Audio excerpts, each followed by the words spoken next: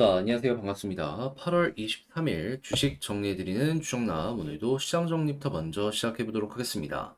들어가기 전 구독과 좋아요 한 번씩만 눌러주시면 감사드리겠고요. 지금 어떤 내용들 나오고 있는지 살펴보도록 하자면, 일단 뉴욕 증시는 파월 의장의 연설을 앞두고 있는 상황이에요. 하다 보니까 이제 경계 심리가 어느 정도 있는 상황이단 말이죠. 그래서 여기 가운데 중심을 두고 왔다 갔다 하고 있는데, 이번엔 이렇게 갔다 좀 떨어지는 모습 보여지게 되었습니다. 그래서 이제 여기에 대표적으로 영향을 받았던 게, 최근에 많이 올라갔던 미국의 국채 가격이 빠지게 되었다. 그래서 이걸 중심으로 증시도 약간의 조정이 나오게 되었다. 이렇게 생각을 하시면 될 것 같습니다. 하지만 결국 방향이 잡히는 건 뭐다?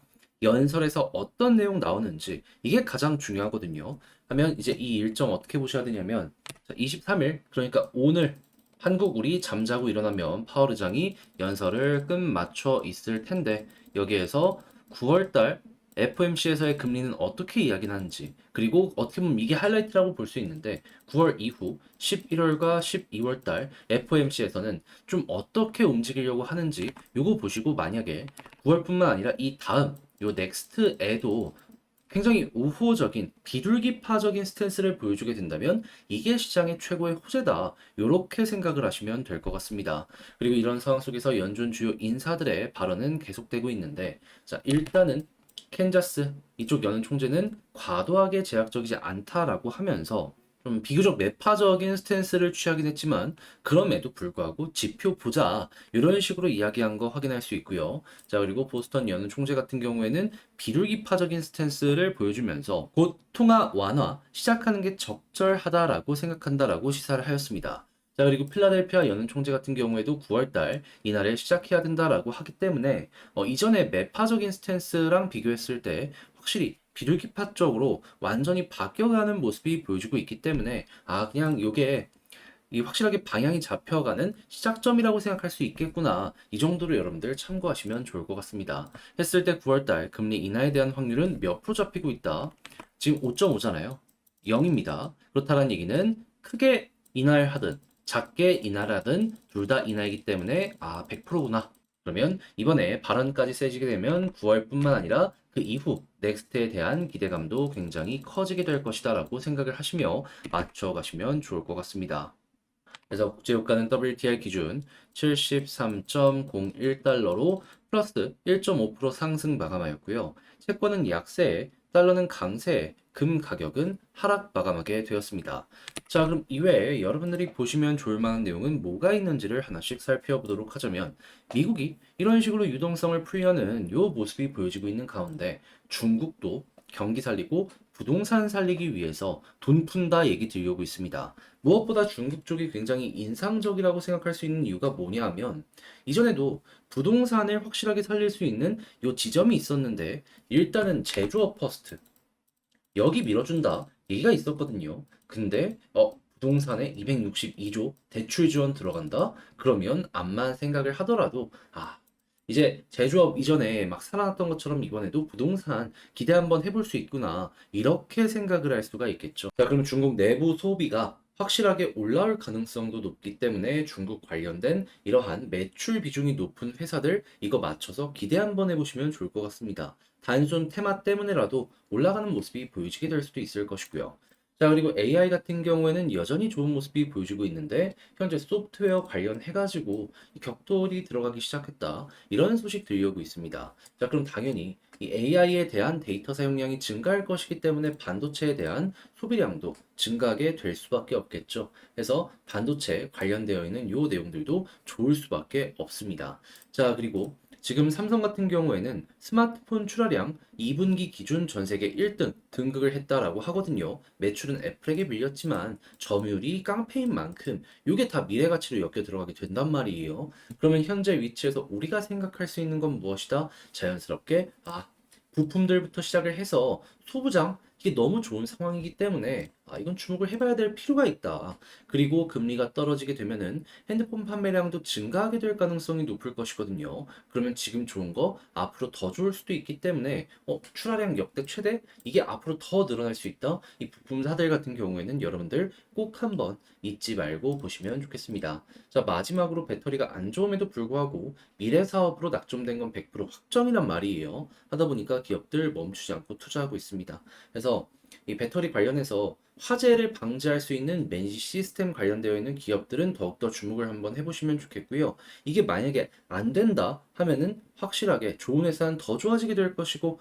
안 좋은 회사는 더 안 좋아지게 되는 이걸로 갈리게 될 것이기 때문에 이왕 잘 되는 기업 쪽에 집중을 한다면 그걸 쭉 밀고 가는 식으로 이 뉴스들은 여러분들이 해석을 하고 이용을 해보셨으면 좋겠네요. 자, 이렇게 해서 8월 23일 오늘 시장 정리 한번 싹 해봤는데 어떻게 여러분들께 도움이 되었을지 모르겠습니다. 잘 보셨다라고 생각을 하신다면 구독과 좋아요 한 번씩만 부탁을 드리고요. 지금 말씀드린 내용 같은 경우에는 오늘은 좀 늦긴 했지만 그래도 텔레그램 공부방에서 올려드리고 있고요. 이 외에도 공부할 수 있는 내용 이렇게 꾸준하게 올려드리고 있으니 같이 한번 보고 싶다 생각을 하시는 분들이 있다면 영상 소개란에 있는 링크 클릭하시고 입장을 하셔서 내용 어떤 거 나오고 있는지 딱 한번 확인해 보시고 마음에 든다 하면은 오늘은 따봉이 없는데 따봉 한 번씩만 눌러주시면 너무나 감사드리겠습니다. 자, 그러면 개별 종목 살펴보도록 할게요. 안녕하세요. 제가 이번에 가지고 온 종목은 두산 에너빌리티를 가지고 왔습니다. 제가 어제 나온 뉴스에 대해서 나쁜 게 아니다. 이거 주목을 해볼 필요가 있다라고 설명드렸는데 빠진 거 바로 회복했죠. 그러면 제가 본 결이 맞다라고도 생각을 할 수 있을 것 같은데 현재 지점에서 좀 우리가 체크를 해보면 좋을 부분 또 한번 포인트를 짚어보도록 할 테니까 들어가기 전 구독과 좋아요 한 번씩만 눌러주시면 감사드리겠습니다. 자, 일단 두산하면 지금 가장 시끄러운 게 뭐죠? 원전이나 이런 쪽의 사업은 잘 되고 있습니다. 걱정될 게 없어요. 그러면 가장 시끄러운 건 역시나 이 밥캣의 지분을 가지고 있는 요 부분 쪼개가지고 로보틱스랑 합병한다. 이 부분이겠죠. 근데 지금 비슷한 결로 움직이고 있는 SK 지배구조 요 개편하는 거 국민연금이 반대했다라고 뉴스 떴습니다. 자, 근데 국민연금에다가 개미들까지 지금 반대하고 있는 게 요 SK도 마찬가지라서 요게 계속된다면 어떤 일이 발생을 할까요? 정말 급하다라고 생각을 한다면은 합병 비율을 조절할 겁니다. 근데 만약에 이 비율 조절 못하겠다라고 하면은 쪼개지겠죠. 안 되겠죠. 그냥 요 일 자체가 무산돼 버리는 겁니다.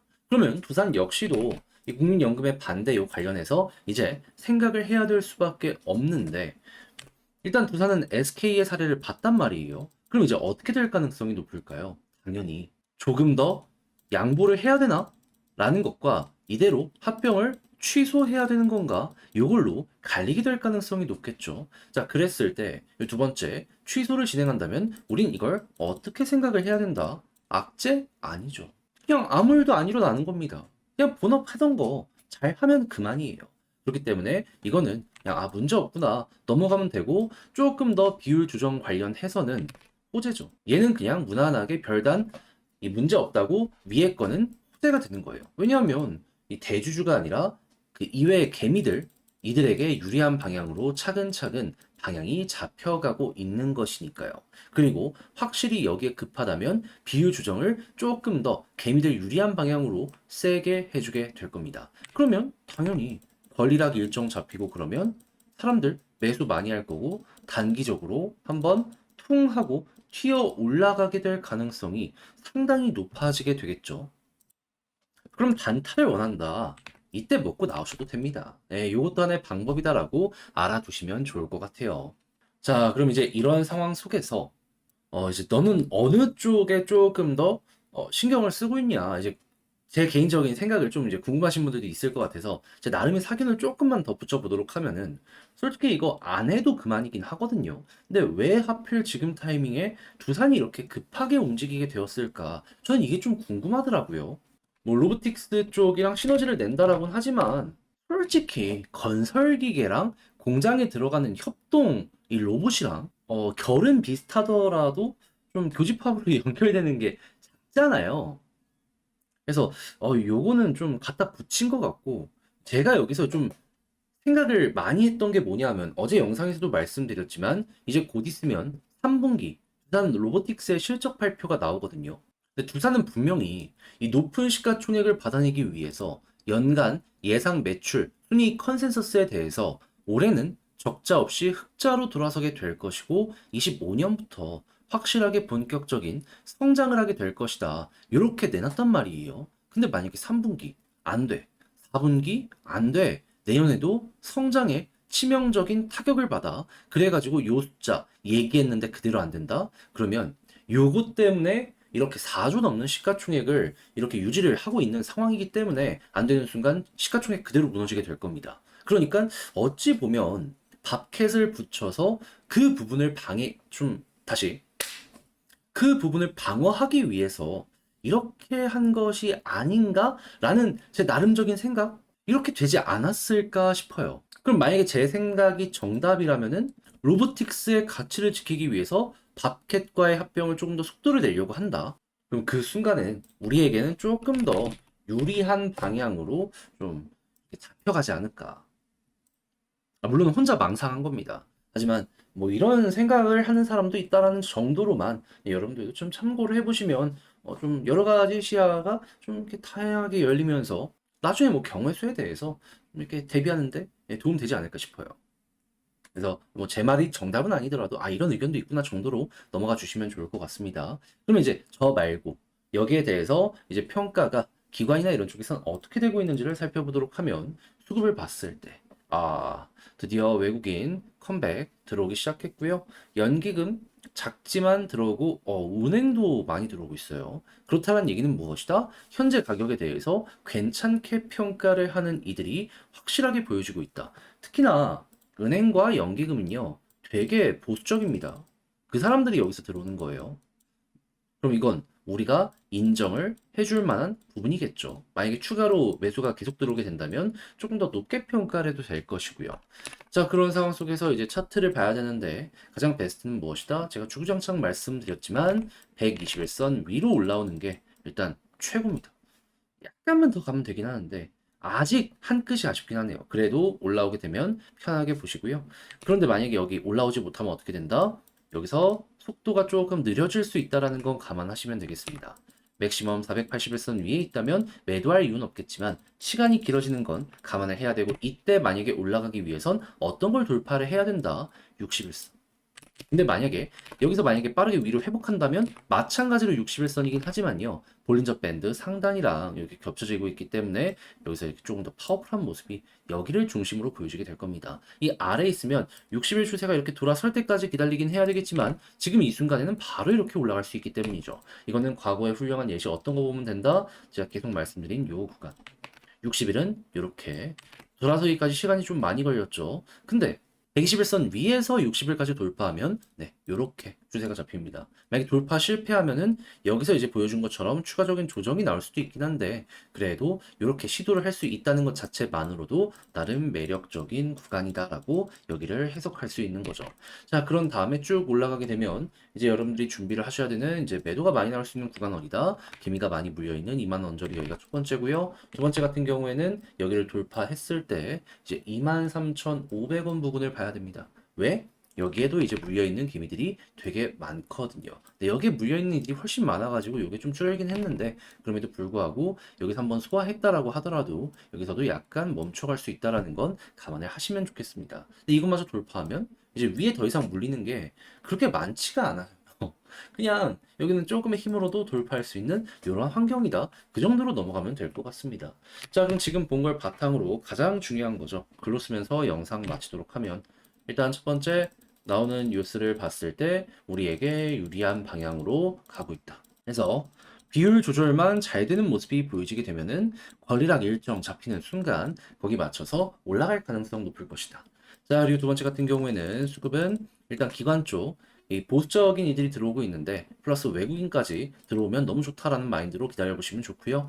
자, 그리고 지지라인 같은 경우에는 좀 길어진다 하면 481선 위가 핵심이며 나는 좀 짧은 게 좋다. 121선 위에 있는지 보시면 됩니다. 해서 뭐가 됐든지 간에 요거는 성향에 맞춰서 보시면 되고, 그리고 481선은 61선 돌파, 121선은 얘도 61선 돌파는 마찬가지지만 조금 더 이쪽이 빠를 가능성이 높다. 요거 생각하시고요. 그리고 매물대 요거 보시면서 매도 타점을 생각하시며 이렇게 두산 에너빌리티 현재 포인트들 잘 참고해 보시면 좋겠습니다. 자, 이렇게 한번 끝까지 한번 해봤는데 영상 시청해 주셔서 너무 감사드리고요. 저는 다음 주에 더 좋은 영상으로 인사드리겠다라고 말씀드리며 이상 주식 정리해드리는 주정남이었습니다. 여러분들 모두 구독, 좋아요 마지막으로 한 번씩만 눌러주시면 감사드리겠습니다.